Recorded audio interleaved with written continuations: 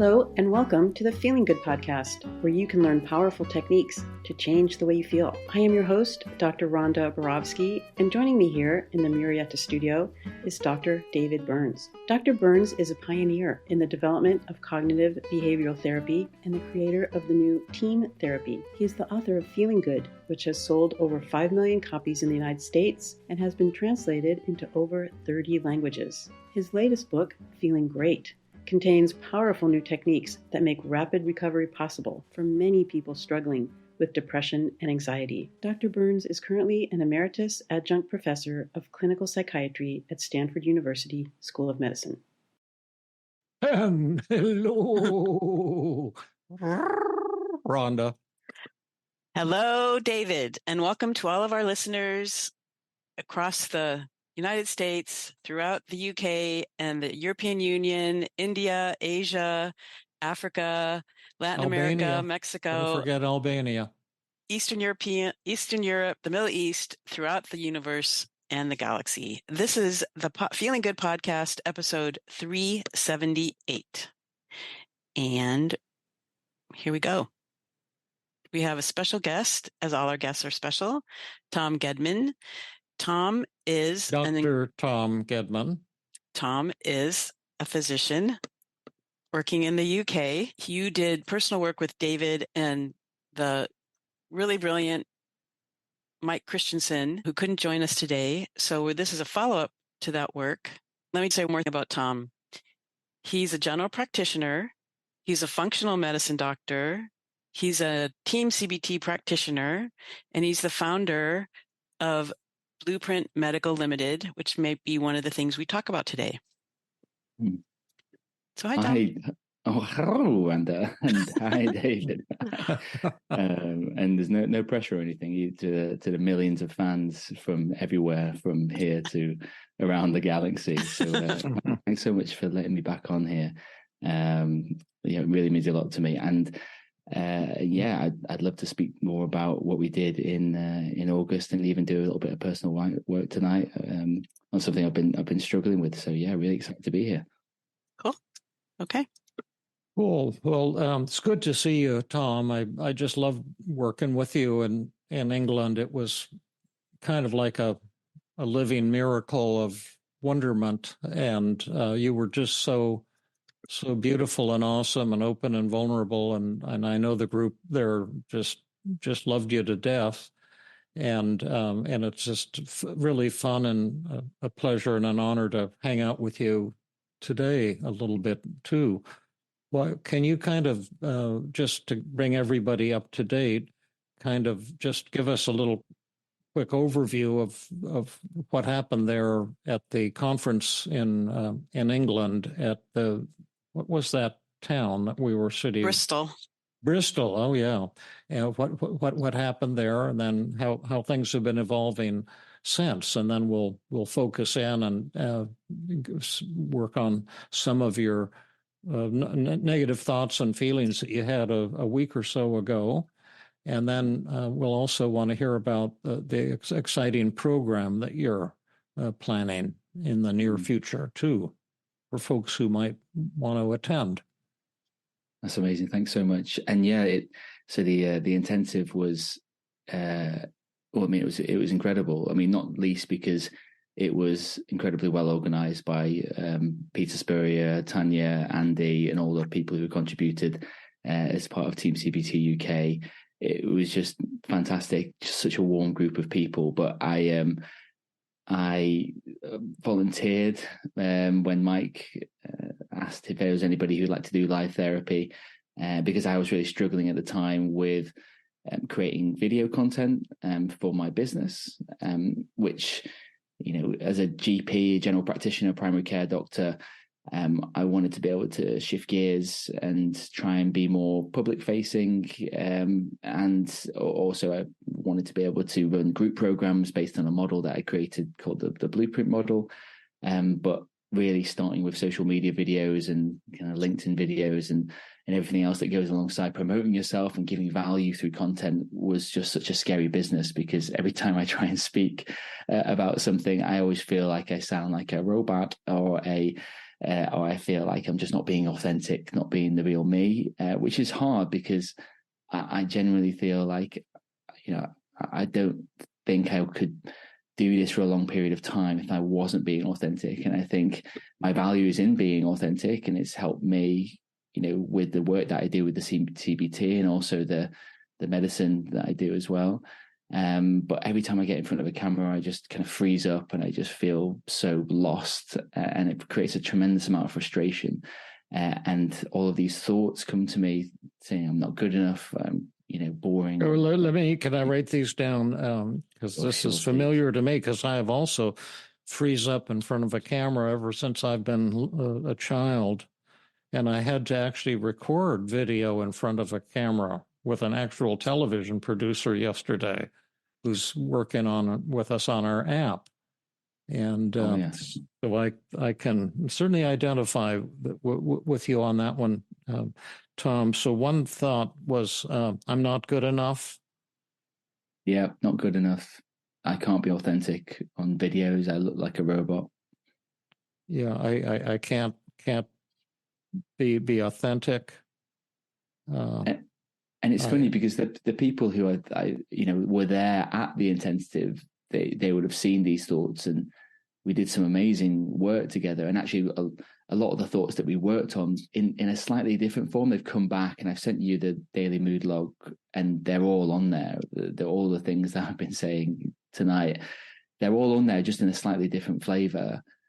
And it's strange to me because I felt such a warmth of the people there, because we did this amazing work together, David and Mike, so skillful and crafted. But the power was in realizing the positive reframe for what I was fearing, but also the externalization of voices, which I thought was so intensely powerful. But also there was a huge survey at the end where multiple people came up to me and told me how they really felt about me, and they said such kind words to me. And some of the things I remember them saying are, when I first met you, I thought maybe it was a little bit frosty and maybe you weren't authentic, but hearing you be like that, it made me more warm to you. And I felt even at the intensive, I burst into tears, I think, within about 30 seconds, thinking, well, I'm going to handle this. I'm going to be able to say things. This isn't a really big problem of mine. This will be fine. And then within 30 seconds, I just kind of collapsed into a puddle of tears. And I couldn't speak for about 3 or 4 minutes after that, just because of the intensity of it. And you and Mike did an amazing job of not calming me down, but just letting me have the space to be able to do that. And I think you never realize how much these sorts of things, they've just been lingering on under the covers. And when you start talking about them in such a safe place, they can, they can really come out in quite strong ways. But I want people to realize that actually, even despite all of those amazing things and all the warmth and, the last couple of days of the intensive, the 4-day intensive, I had such amazing relationships with people because I felt that I could be authentic with them. They knew what I was saying was authentic and they could trust what I was saying. But it's strange because since then, I got into a bit of a role. I was creating some videos and creating some content, but then somewhere along the line, I've lost my way again. And actually, I've realized now that I want it to be such a big part of the business. I want to be able to create video content in almost courses that I can deliver to people who, can consume them self-paced, and be able to learn things like the TEAM-CBT skills, to be able to learn the functional medicine skills, to be able to learn the lifestyle habit skills that are needed to be able to, empower themselves to improve their health. And I'm really passionate about that because it's much needed, at the moment. But my situation, which I've written on my daily mood log today, is that, even last Monday, I was just stood in front of a camera and I took about 15 takes to be able to say, a 1-minute video about, I was trying to speak about some cognitive distortions to be able to, make my audience aware of them and make them aware of TEAM. And I just couldn't get it. I couldn't get the right formula and I couldn't get the right state and I couldn't be authentic. And I felt like I needed to entertain rather than be authentic. And all of this mismatch, all of the stuff that I learned and I felt I could be authentic about, generally when I started thinking, well, I need to produce information videos, sometimes that gets lost. So it's kind of almost like feel two warring parties. And then all of this self-criticism comes back, thinking I should be quicker at creating content and editing it. And also the other people who I see, that I follow, that I respect, are doing things much quicker, and they don't seem to be burning out at the same time. And also, a bit of a fear that, people think that I'm just, a quack, or, I'm talking about things that are, not in their best interest, or it could even hurt people. It's strange. And I don't know where this thought comes from, but I sometimes think that my teachings and things that I'm trying to empower people with could be taken the wrong way, and I'll get a lot of criticism. I won't be able to maybe handle that as well. And there's a lot of stuff about the organization, element of this. There's lots of different projects that I've got at the moment, and it can be really quite overwhelming to be able to find the clear path. And I feel like I'm talking a lot at the moment, so I'll break. But where I was going to go is that actually I've realized that I've found that TEAM-CBT is this path that, all of the medicine and all of the lifestyle habits and all of the functional medicine, it in many ways it comes secondary to the TEAM-CBT, because I feel like I'm really good at that, and I'm really passionate about, because it gave me my life back when I first met Peter Spurrier, who was my therapist in 2020, and the ability to learn that the thoughts I was telling myself are distorted, and I was able to combat them in real time and make real differences to my mood, was just completely life-changing. And actually I've created this service now where I'm doing, well, not the same as you, David, but I'm trying to emulate what you do in 2 hours. So trying to upskill people who have not heard of TEAM-CBT at all, give them a questionnaire of different answers to be able to unlock their resistance, and then have that 2 hours really hitting the ground running. And the last couple of clients I've had have made tremendous benefit to me, and we've got to that stage where we've got to externalization of voices. We've really allowed them to combat their thoughts. They've won in a huge way, and their mood scores have gone down to 0 from intensely high. Is that exciting when that happens? It's like you say, it's that you heal at the same time as the other person in front of you, and you can feel that. I'm on video calls. I'm not with that person, but I can feel their shoulders fall. I can feel, their mood shift.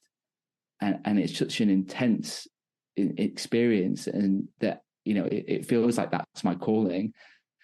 And that is just what I want to, dedicate a lot of time to. But then there's this feeling that I'm just being held back, because how am I supposed to get clients? How am I supposed to get people to come and see me if I can't present myself on videos, or I can't present myself through the content I create? And there's high stakes here. There's real high stakes, because I'm not earning as much at the moment. My wife, bless her, she's, doing the lion's share of the earning potential, because I'm focusing on the business and growing this, because hopefully it's something that will be able to, help us both in the future. But at the moment, I'm not able to do that. And she's working really long hours, and it just makes me feel intensely guilty for that. And also I feel pleasure in many ways, because I'm spending more time with my son. I'm doing the pickups and drop-offs, but I feel guilty that she's not able to do that as well. So all of this is coming into one.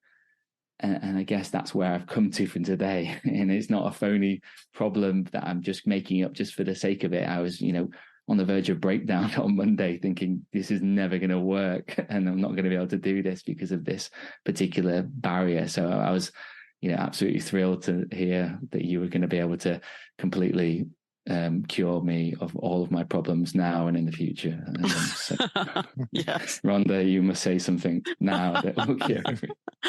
Well, let's see if we can empathize a little with what you've been saying, but just one kind of quick preview thing is that we're talking about anxiety, intense performance anxiety, social anxiety, that an awful lot of people who are hearing us now can identify with. I know, Rhonda, you've had this issue, and sure, I've had this issue intensely, along with a lot of other kinds of anxiety that I've struggled with.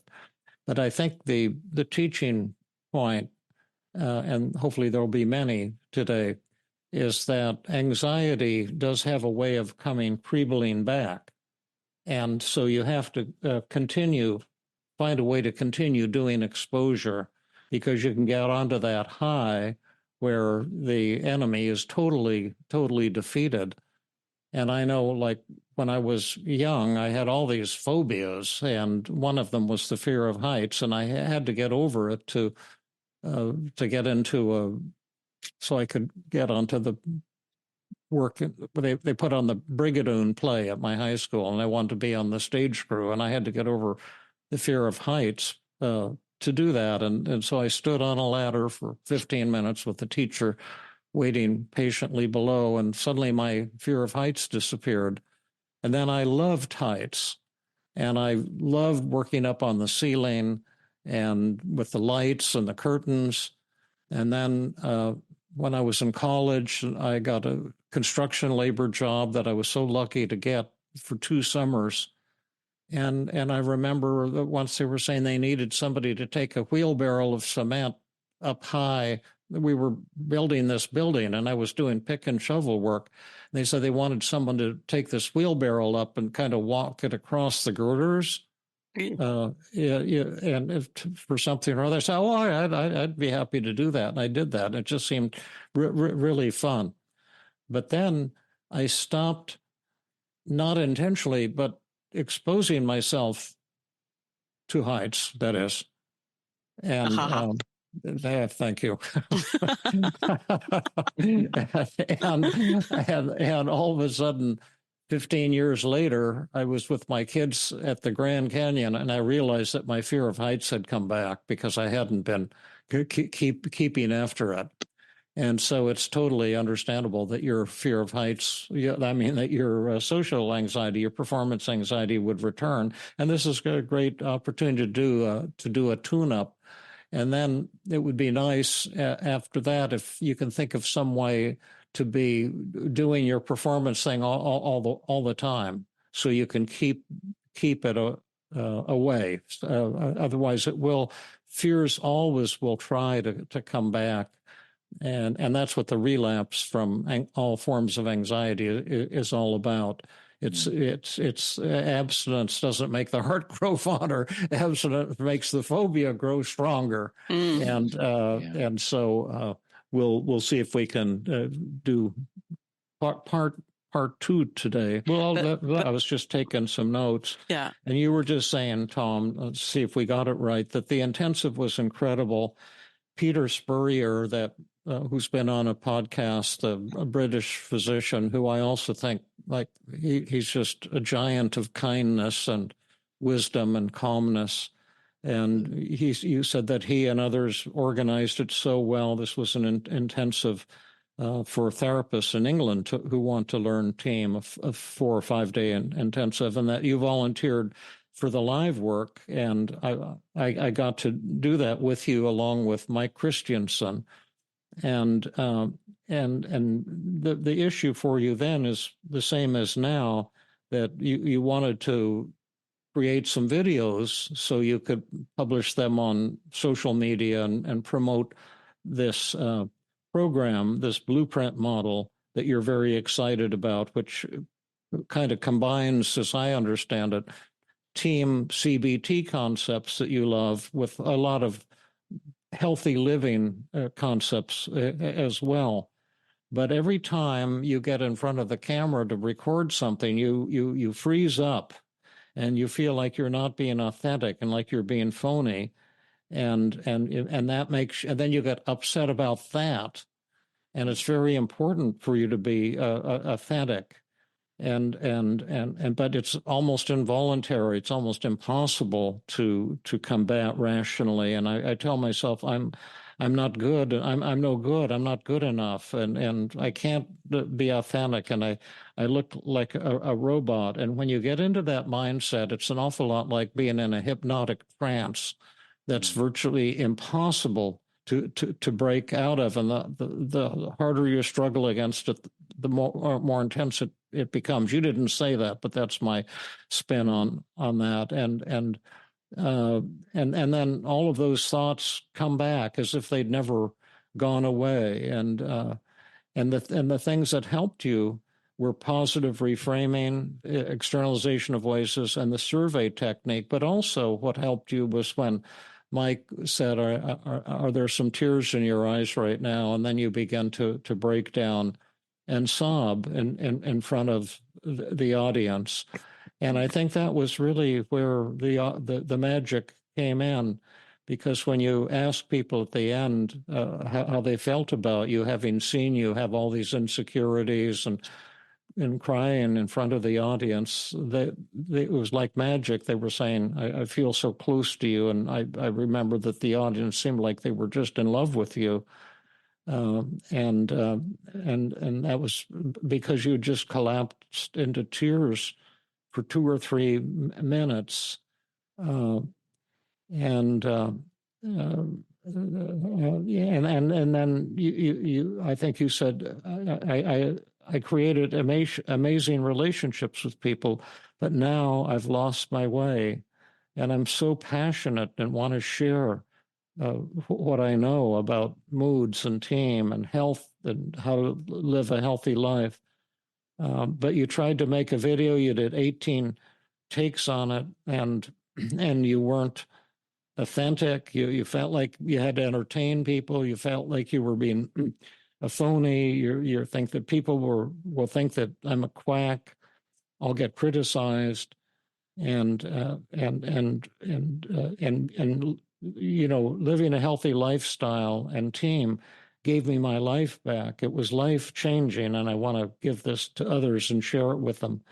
And you say the last couple of clients you've worked with made tremendous benefits. Their mood scores went all the way down to 0.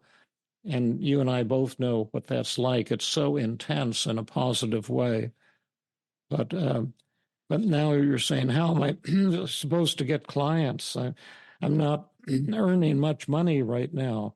My wife is working long hours. I feel guilty. I do a lot of the pickup, taking our child around to here and there.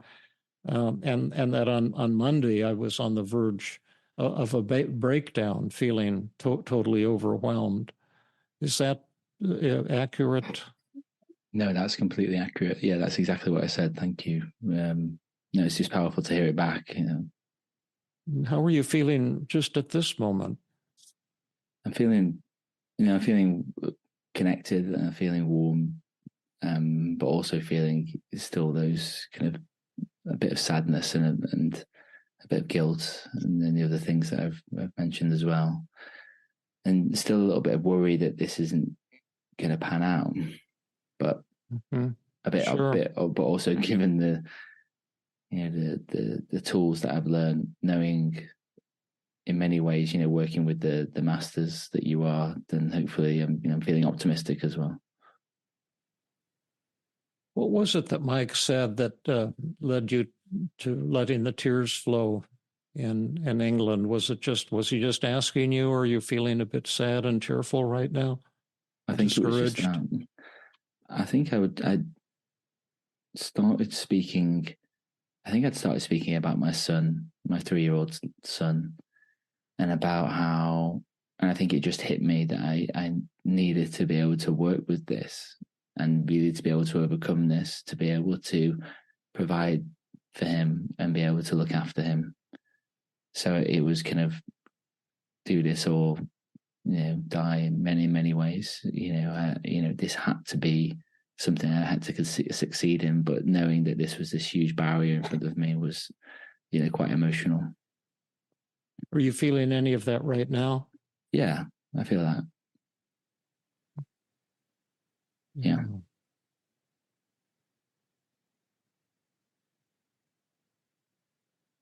Because what you had said earlier, Tom, is that this is really high stakes work.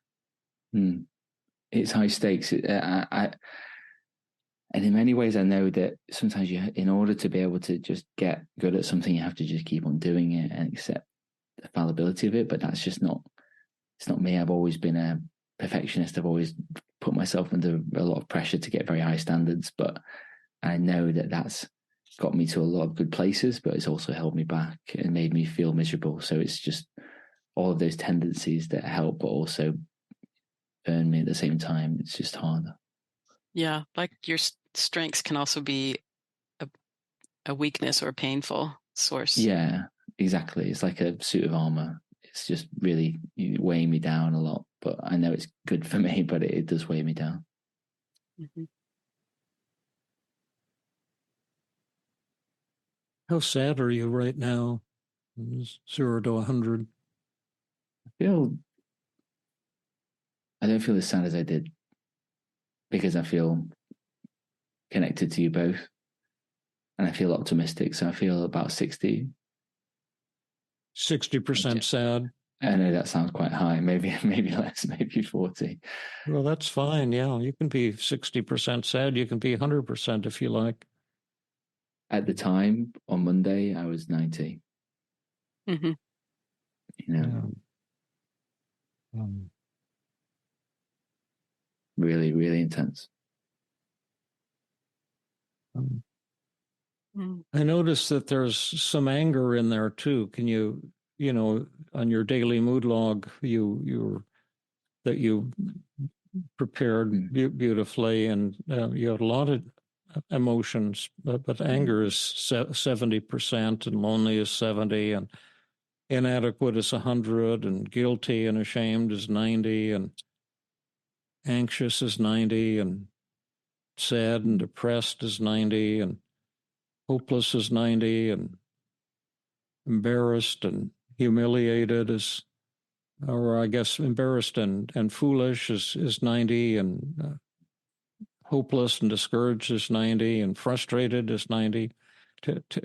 Tell us a little bit more about those feelings. You can see now why I was in a bit of in trouble on Monday. Yeah, they're quite intense. Yeah, and it's funny because before I found Team, I think I wouldn't have been able to label any of these things. I wouldn't have been able to say with granularity what I was feeling. It would have just been a huge overwhelm. But yeah, everything was very intense, and it was like there was no light in there, and I was angry at myself for almost being a hypocrite and not using the tools right there and then to be able to get myself out of the situation. But it felt like a brick wall. And yeah, angry with myself and a few other things, like a few kind of business endeavors that have just kind of gone awry just because of, somebody else, has led me on in many ways, in some ways. So I feel a bit foolish, but also a bit angry. But, I don't want to talk about that in many ways, but it's just led to that anger, that underlying anger. But I can usually let go of. It's a strange thing. I can usually be absolutely fine, but as soon as you get into a stage where you feel very, pent up with lots of other emotions, all the other things come flooding back. So, did you say that somebody got you into a business situation or something, or? No, it's something that I can't. It's nothing completely serious, but someone promised me something, and then they let me down in a business sense, which was, so it's challenging, and that's made a difference to kind of my income, and and it's put more high stakes on this. But unfortunately, it's not something I can speak about publicly because it's kind of. Oh, sure, I understand. Yeah, that's no problem. Yeah, thank you. But the feeling part of that is it being triggered by what you're going through with your business now? Yeah. I think there's a little bit of anger that almost, as I said, irritation to myself that I'm not further on in this. I mean, I decided I wanted to start my business, a year ago, and I've done lots of things to be able to move forward in one way, and then I've had 3 steps back, and then move forward in one way and 3 steps back, and it's really challenging because when you start out on your own and you want to try and not go the conventional route of being, a primary care doctor who becomes the business owner of a primary care practice in the UK in the NHS, or kind of what's called a salaried doctor as a GP.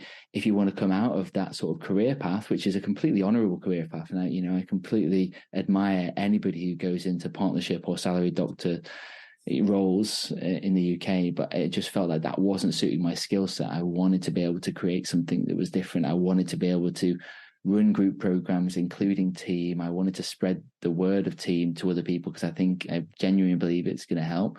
But I just can't fit Team into 10 minutes in a UK, consultation. So I needed to do this. So I felt like going into and starting my own functional medicine clinic was the answer. And then I realized that actually my passion was for group teaching. So I signed up for a group program, and I now lead that in Coventry.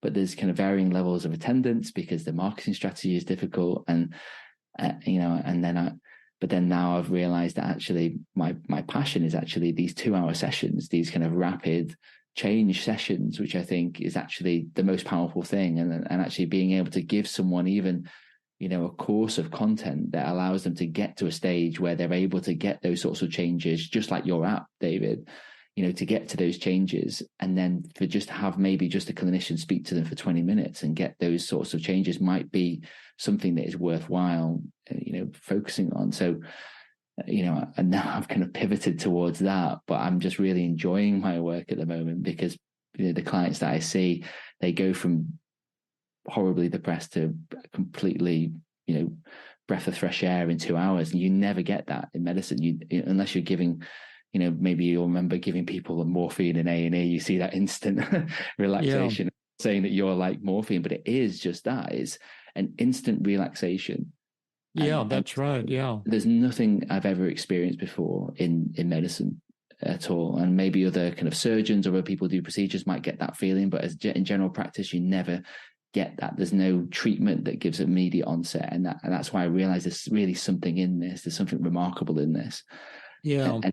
And I know because of, Mark Noble's work and his neuroscience background and his teaching that, there is some biological plausibility. There's mechanism behind this. And I see it in front of me. So why isn't this true? Why would people doubt this? And it's really a challenge, for me to be able to get across that this is something that is, real and valuable. Yeah, absolutely. Achievable. Are those 2-hour individual sessions? There are individual sessions at the moment, but, with more, hopefully, people understanding and learning about it and realizing that, I want to get across that people are not broken. People shouldn't be ashamed of what they're thinking and feeling. Oh, exactly. Right. Exactly. So in many ways, I don't want to position myself as a therapist. I want to position myself as a coach, as a trainer, teaching people skills to be able to empower themselves. And actually, the few clients that I've had, they've been really happy to give testimonials and be able to share their experiences because they don't feel like they have to admit some sort of defect. Yeah, right. They're building a strength. And hopefully, if we cultivate that in the groups that I'm seeing, hopefully it'll allow more people to join groups and do group sessions because it can be tremendously scary for somebody who feels like they're defective and something's wrong with them to be in a group setting, having things done to them, but if people realize that the power of learning a skill to be able to unlock their limiting beliefs and change their mood quickly, that hopefully that is kind of an opportunity I want to target really, and to be able to give the most value to the most people in a group setting. But, in answer to your question, yes, it's just 1-to-1, 2-hour, rapid mindset change sessions. That's what I call it. That's how I've kind of branded it using TEAM-CBT. Yeah. I know what you mean. And the people here who have gotten very good at the 2-hour sessions are doing very well. Jacob Towery and Matt May, and I think you Rhonda, you do some 2-hour sessions, don't you? I do. They're way powerful. Yeah. And as the word gets out that you have that skill, that ability, I won't tell that you do, but someone might hear this podcast and get that wrong impression of you, that you have this fantastic healing ability to cure people in 2 hours. And that might interest a lot of people who have been struggling and not making progress. And you're absolutely right that it is a kind of a mind-boggling thing. And it's what I live for too. And once you've got that skill, which you seem to have, I found that you can actually do that type of thing in groups as well. Because if you work with an individual in a group, let's say you have a 2.5-hour group or something, there's enough time to work with people, and they see someone in your group suddenly before their eyes going from despair to joy, it eliminates their resistance. And they think, hey, I like this. I want this. But I know it's hard to get groups off the ground because everyone has this belief that, groups are kind of second rate and that type of thing. But groups have a tremendous potential to heal many people at once. I agree. And I always feel like where I was going, where I always wanted to try and find, Peter Spurrier actually told me I shouldn't become a TEAM-CBT therapist alone. I should try and blend the two. Sorry to shout you out, Peter, but I should keep my general practice. I should keep my medicine and, try and blend the two. And I believe, and it's a hypothesis at the moment, but I believe that a lot of practitioners, they work on the kind of the lifestyle habits first, and that can sometimes change people's mood indirectly. You can change the sensations you feel, you can change your behaviors, and then you obviously change parts of your identity. You can get a real buzz from feeling that you've accomplished something. That can sometimes feed into a positive or a bit of sometimes a self-defeating cycle of achievement. But I've got this philosophy, it's like, why not deal with the quickest thing, which is the limiting beliefs? I've seen it, and I believe you can do it. And then when you've got rid of that whole 50% of extra stress, extra cortisol, extra adrenaline you're kicking out as a result of trying to combat these thoughts all the time, then you've got more clarity to be able to do the things that are good for you, or have more time to do those things rather than being distracted or trying to numb yourself with substances or TV, or you actually want to get on with these habits rather than someone forcing you to eat well and kind of exercise every day. You feel good, so you're going to do it. So focus on the thoughts first and the beliefs first, because that's the quickest thing in many ways. Yeah, right. Do that first. I love what you're saying, and I think a lot of people will love the combination. I know Jacob Towery does a lot of that.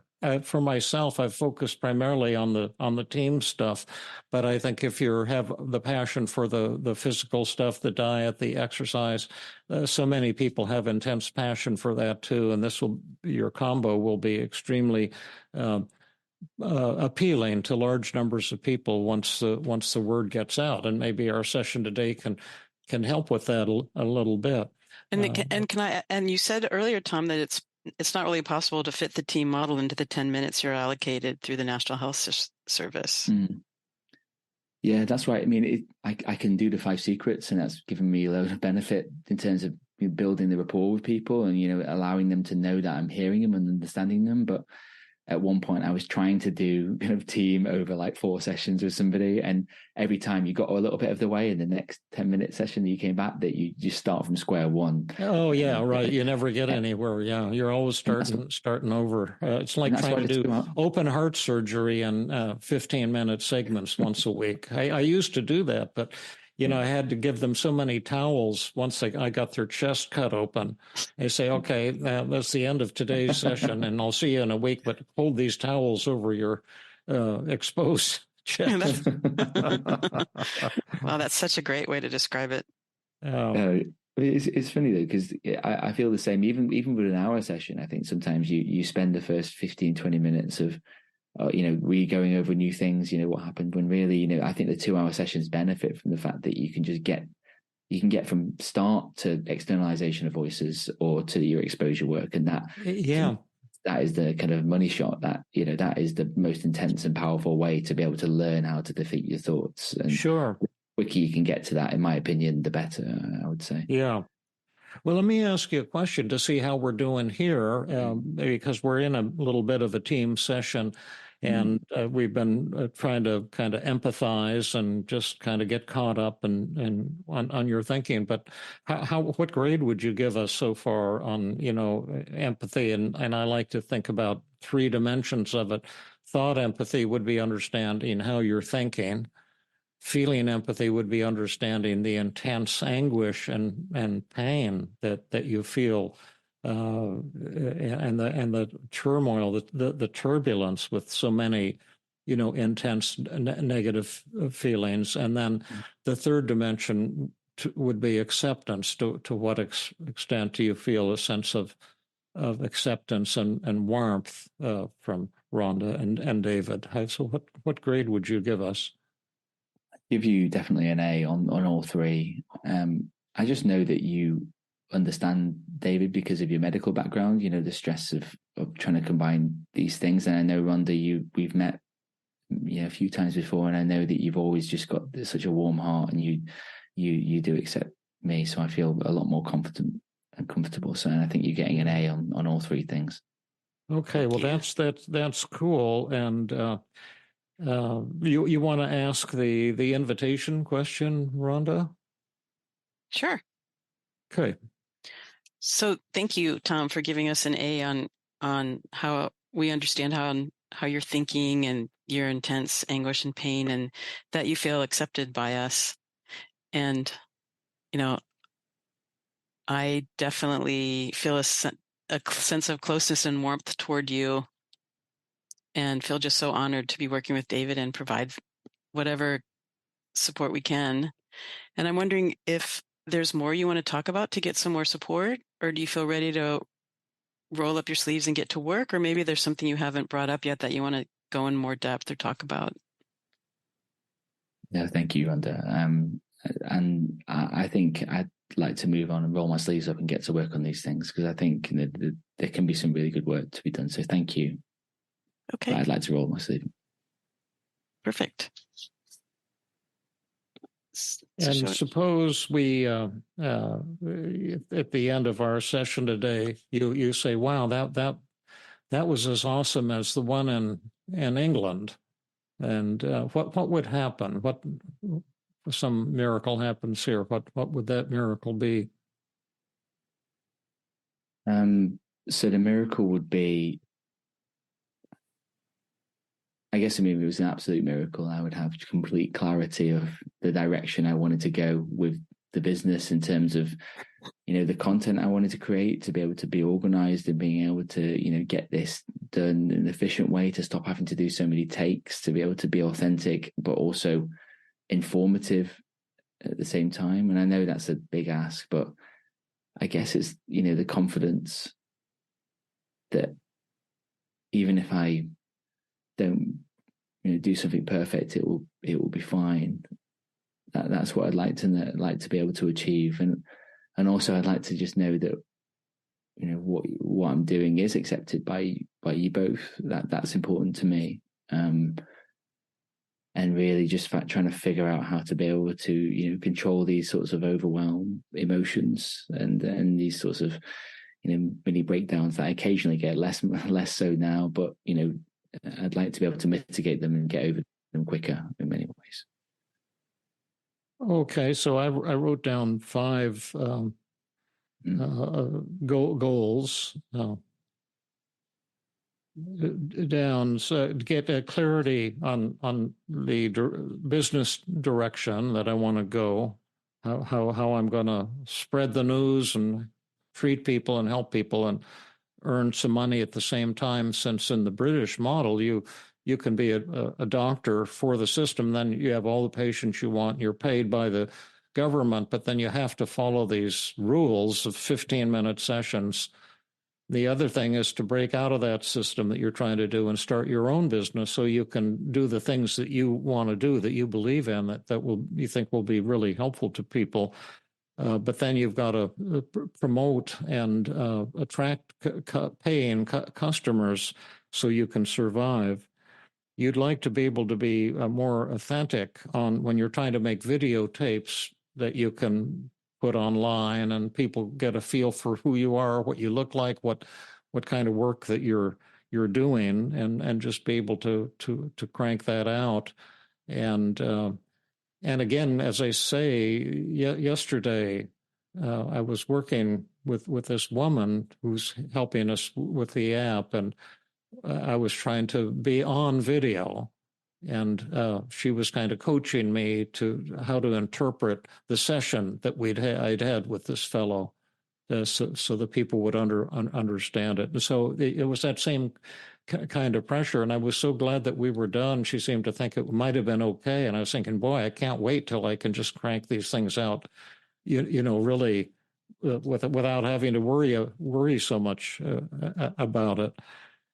So and you want to have the confidence too that you can convey your passion, your messages to people, so they'll be excited by what you're saying. And you also have the goal of being accepted by David and Rhonda, and you have to remember, Tom, that sometimes you have to keep your asks modest and not ask for something impossible. We'll list that one anyway, and then the ability to get over the emotional breakdowns that happen to you from time to time when you get flooded with despair and hopelessness and self-doubt and anger and frustration. How accurate does that seem? That's bang on. Yeah, that's really accurate. Okay. Well, and if this might seem like old time stuff to you, but let's see if it could be useful anyway. If we have this magic button and all you have to do is press it, and then all those things will happen, would you press the magic button? For your acceptance, David, yes, I would press that button. No, yeah. I would, there's a real tempting part of me that would just push it. I always forget the positives. So I would I remember wanting to, when I first ever did this, I wanted to just smash the heck out of it. Sure. But Sure. that was the light bulb. So yeah, I would press the button. Sure. Well, that is certainly very tempting. As you know, we don't have a magic button, but we have some pretty fantastic techniques. But let's just look at some of the positives in your negative thoughts and feelings before we do that to see if all of this self-doubt disappears, maybe you'd be losing some things that are pretty valuable. And so let me just quickly go over your daily mood log, and then let's see if we can do a little positive reframing with it. And you probably have the same daily mood log, but I printed mine, Rhonda, so it's in my hand. But yeah, me too. The upsetting event was trying to record an Instagram short video alone in my study on Monday, the 4th of December, which was about 8 days ago. But you had all of these intense negative feelings between 70 and 100, most of them 90. So you had at least 9 different categories of intense negative feelings. And then you were telling yourself, I can't be authentic on videos. I look like such a smug phony. And one of the feedback she gave me yesterday, because I said, I'm afraid that I don't look like a smug phony. And she said, you don't, but there's a class you can take. And smug phony class. And once you turn into a smug phony, you get a lot more customers who pay more money. That's the problem. That's the problem. Yeah, I'm just being nonsensical here, but and then you're also, but you leave that 100 that you can't be authentic and you look like a smug phony, And Rhonda had said that. I said, this guy, Tom Gedman's going to be on the podcast. And Rhonda said, well, what does he look like? And I showed her your picture. And she said, he looks like such a smug phony. That was the first thing I said. Okay. You read me very well. Thought number 2. I waste so much time on my videos and content edits. I should be quicker. This should be easier. And that was 100. Other people are so much better at making video content than me. I'm a joke. And that was 90. David and Rhonda will judge me for what I'm doing. 80. People will think I'm a quack and take me off the medical register. I'll also get sued. 80. And you know that Rhonda's husband is an attorney, so be careful of what you say on the show. I did meet him. I thought I got on quite well. And I'm not organized enough to be successful. 90. There's something wrong with me. Every time I record myself, I look so serious and strange. David, why are you laughing? I don't know. It's horrible. I'll get sued for laughing. Yeah, for malpractice. I went on Dr. Burns for a session. I was so ashamed, and when he read my negative thoughts, he started laughing uncontrollably.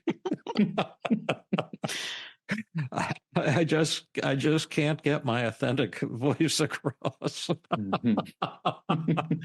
Tom, I'm going to your Instagram account. Is it Dr. Tom Gedman? Yeah, Dr. Tom Gedman. All right. VR Tom Gedman. Oh yeah, I see your face. You see that smug phony joke. You can't miss me. You can't miss me. But a lot of other similar, very self-critical thoughts. I want to help people, but I'm worried I might hurt them unintentionally with my video content. And I showed some of your video content to a couple of our neighbors who were elderly, and one of them did clutch his chest, but we managed to get him to the hospital in time. For you.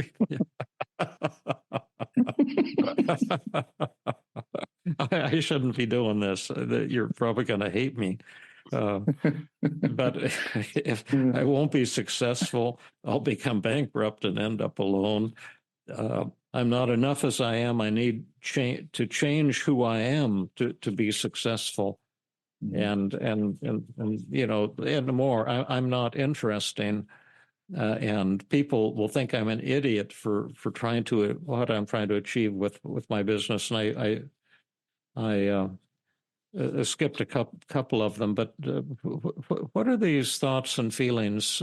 I have a new list of positive reframing questions, especially for negative thoughts, because we used to have 3 and now we have 5. And the part that's for negative thoughts. And one question is, what's the truth in this negative thought that I'm attacking myself with? Is there some truth in it? The second question is, might it be healthy and appropriate given my circumstances? And number 3, how is this thought going to be helping me? And number 4, how does this thought, an expression of my core values as a human being? And number 5, what might be some negative consequences of if we could crush this negative thought and make all these negative feelings go away? Might I lose something important? Might there be some painful consequences? So let's just see, can you see answers to any of those 5 questions and some of your negative thoughts and feelings? Well, shall we pick one? Tom, do you want to pick one specifically to work on? Yeah, I think, I mean, why don't go to the top one? I can't be authentic on videos. I look like a smug phony. Because that's the most hilarious. That's the most hilarious one to David, so I might as well work on that one.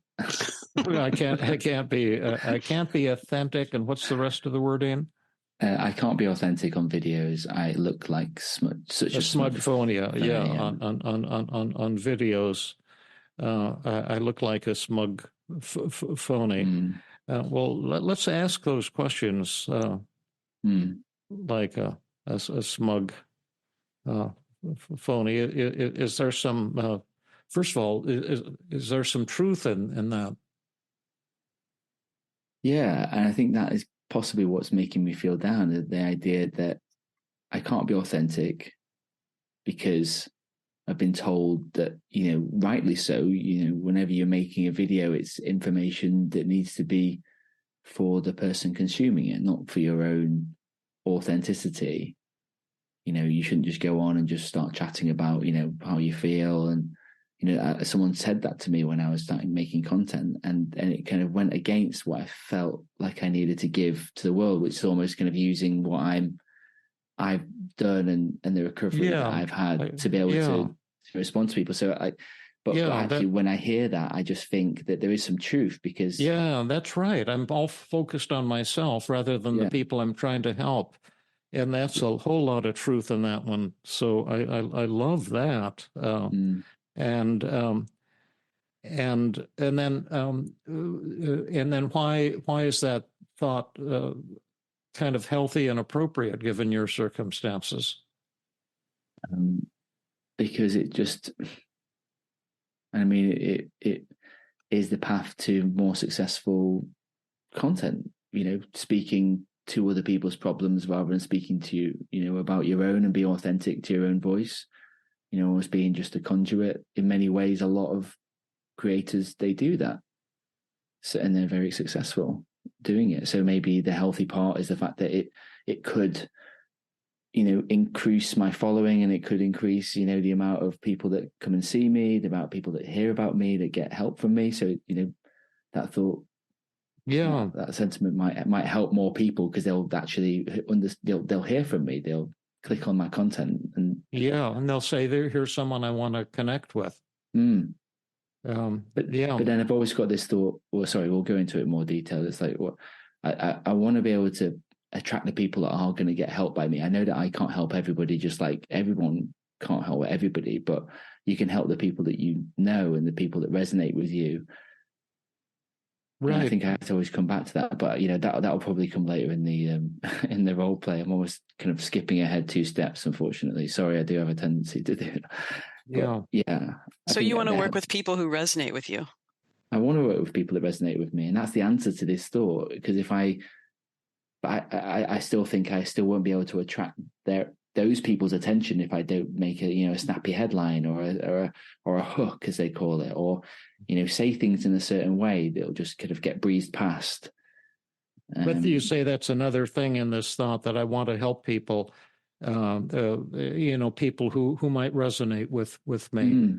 But I might be ignored, and I won't be able to help those people that could really benefit from what I'm offering. Right. So that's how this thought might be helpful to you. Is that right? I mean, maybe it's in many ways it might be just helping me as a way of triggering that I need to do the reverse of what this is. Yeah, sure. How? Let's see. Yeah, how is this thought the expression of your core values? It expresses the fact that I'm sad and negative. This is a negative thought, because I really desire to be authentic. I think there is value. I think there is value in that. So that's your core value, to be real. What else does this thought show about you and your core values that's positive and awesome? And you say, I look like a smug phony. What does that show about you that's really, really beautiful?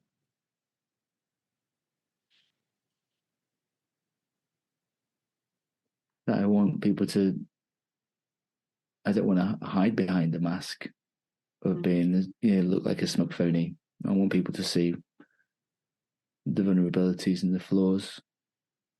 I think there's value. Is that positive? Yeah. Is that important? I think it is, because it was my way out.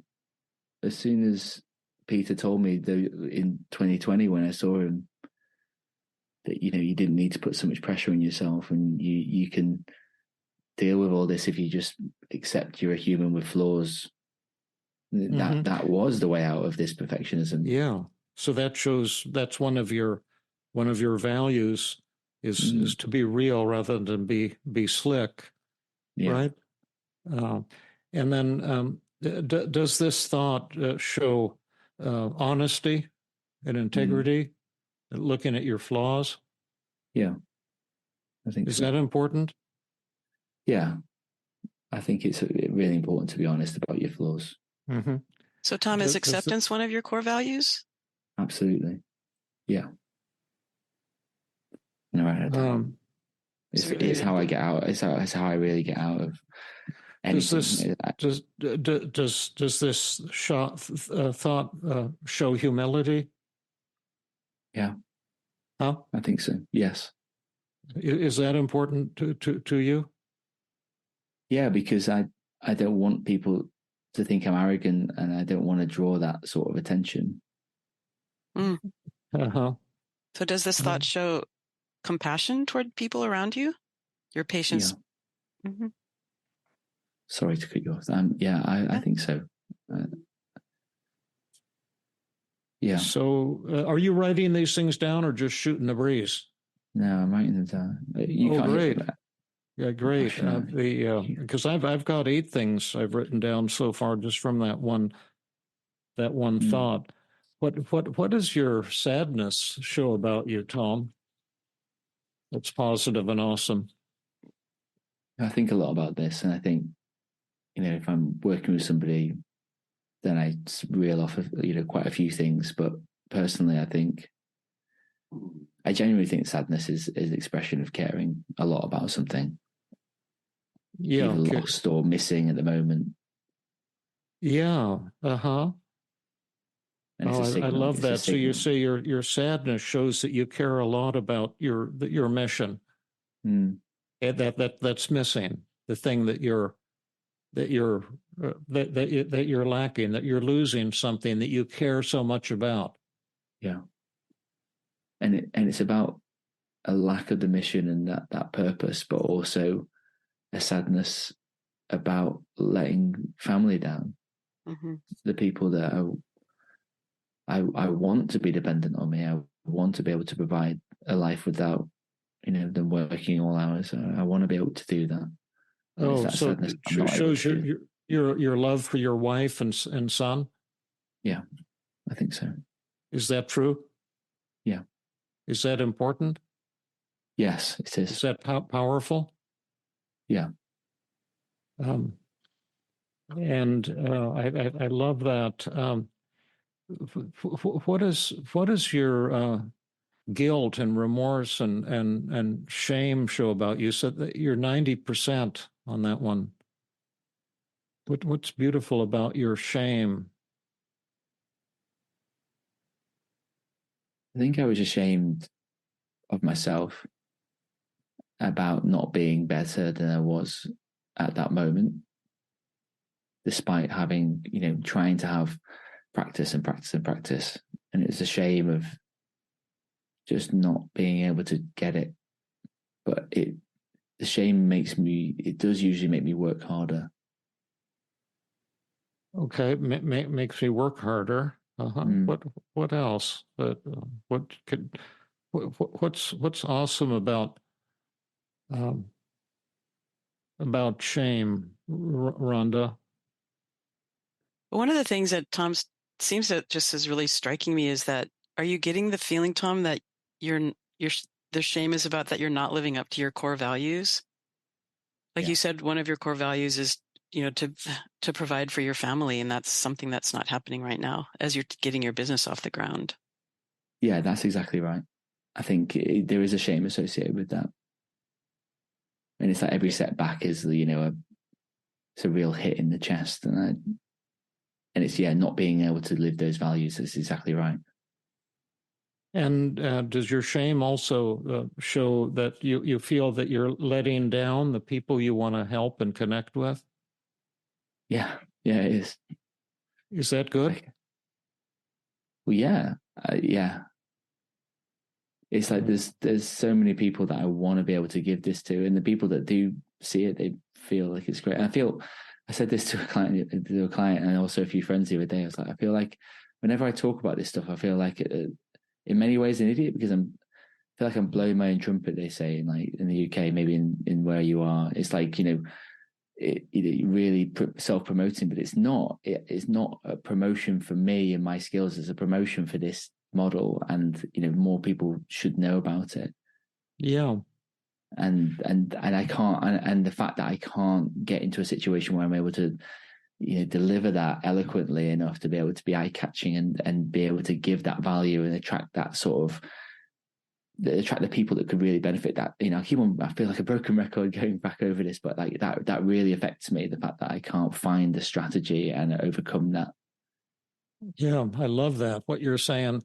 Now you're feeling 100% incompetent, defective, inadequate, and inferior. What's awesome about that, Tom?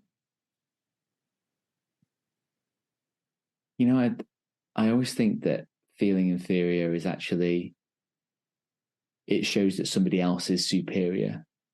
So it's like it's a relative thought. And I've got some friends, recent friends actually, who have started creating video content, and they look like they were doing really well with it. And actually, I value them, and I value their expertise and their insights, and in many ways, I think that they like the fact that I'm cheerleading them, and I kind of encourage them on, and I really respect what they're doing. So it does allow me to have better friendships and form closer connections, because I'm just in awe of what people do and the things that they achieve. Is that a good thing?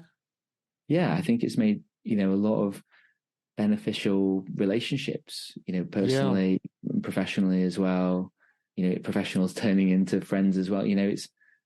I think that's a big valuable thing. The fact that I don't feel like I'm superior to anyone, really. I feel like I'm inferior to so many different people. It's, hopefully that, well, I know that makes a difference to the way that people interact with me in many ways, or the people that I want, the people that gel with me, how they interact with me. Maybe the people who, would value me thinking I'm really superior and arrogant, maybe not the people I want to hang out with, Yeah, that's right. Yeah. And you just said I'm not superior to anyone. Is that important? Yeah, it is. It's a value. I don't think I'm better than anybody at anything. I think I've just had different privileges and different path. I've got different skills, but I'm not, superior in any way. Everyone's got such beautiful value, and that's the benefit in seeing, the people in front of me, these clients and patients. Everybody's just got such unique value. So, are you saying it's desirable that you're inadequate and inferior? Yeah, that was the thing that hit me the most in the past, and it comes back. But I value inferiority. Maybe not incompetence, because I don't, I don't think I'm incompetent, and to give myself a hard time. But yeah, I value. I was telling you how I've struggled with camera phobia since I was a little boy, right? And I've mentioned it a couple of times. Yeah. And how does that make you feel about me? Well, I feel closer to you. I mean, I feel like I've got a connection with you because you said that. Yeah. And maybe that, it does make me seem more real and less like a phony. And I had some, amazing comments at the intensive saying that, the fact that I showed this vulnerability, it did allow people to be able to have more confidence to come up to me and speak to me openly and not have to shy away. And, I think that's really important to me. Was that real? Did they really feel that? Well, they said it was, and it felt real.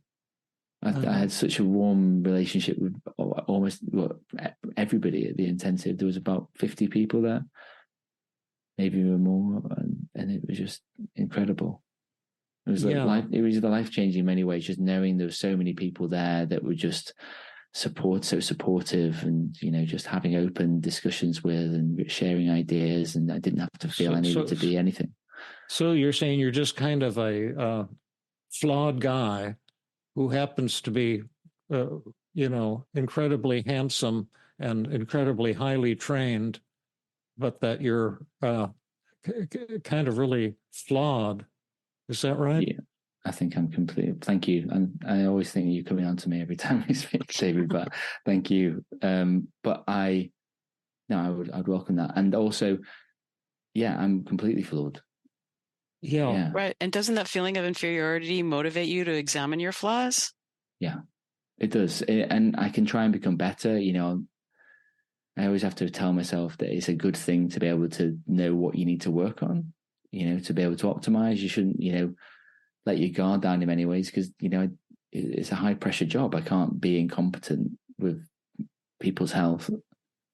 So it does allow me to do that. But, accepting that I have flaws means that I don't shy away from the mirror, and being able to see, what's in front of me and know where I need to make different and make changes. Yeah. Right. Yeah. Well, we could go on with this. It's so interesting, but we have other directions to go in. Yeah. Let me just ask you this question. You're beginning to see beauty in not only these negative thoughts, but these negative feelings and a lot of positives. And so then why would you want to press that magic button and this would all disappear? It's only when I forget. It's only when you're in the thick of the emotions and someone's not explaining these, or you're not explaining them to yourself. I feel like I always want to press the button to get rid of it. But then as soon as you just take one look at this inferiority, or take one look at the sadness and the frustration, the embarrassment, I know exactly what it's telling me. So no, I wouldn't push the button.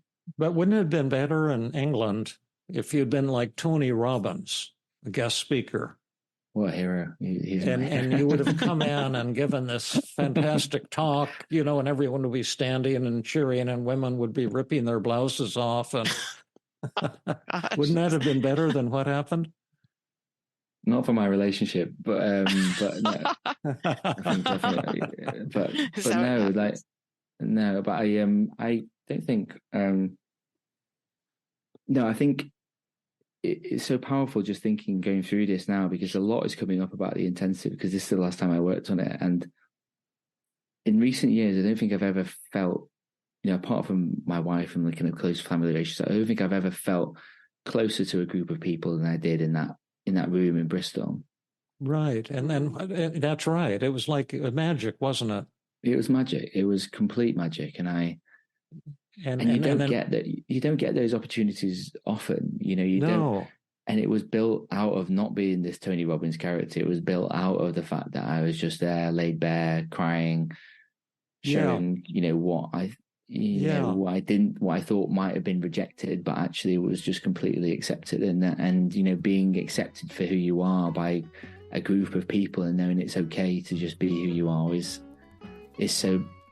so powerful, and it is rare. Unfortunately, it's rare. Yeah. Isn't that mind-boggling? This has been another episode of the Feeling Good podcast. For more information, visit Dr. Burns' website at feelinggood.com, where you will find the show notes under the podcast page. You will also find archives of previous episodes and many resources for therapists and non-therapists. We welcome your comments and questions. If you want to support the show, please share the podcast with people who might benefit from it. You could also go to iTunes and leave a 5-star rating. I am your host, Rhonda Borowski, the director of the Feeling Great Therapy Center. We hope you enjoyed this episode. I invite you to join us next time for another episode of the Feeling Good podcast.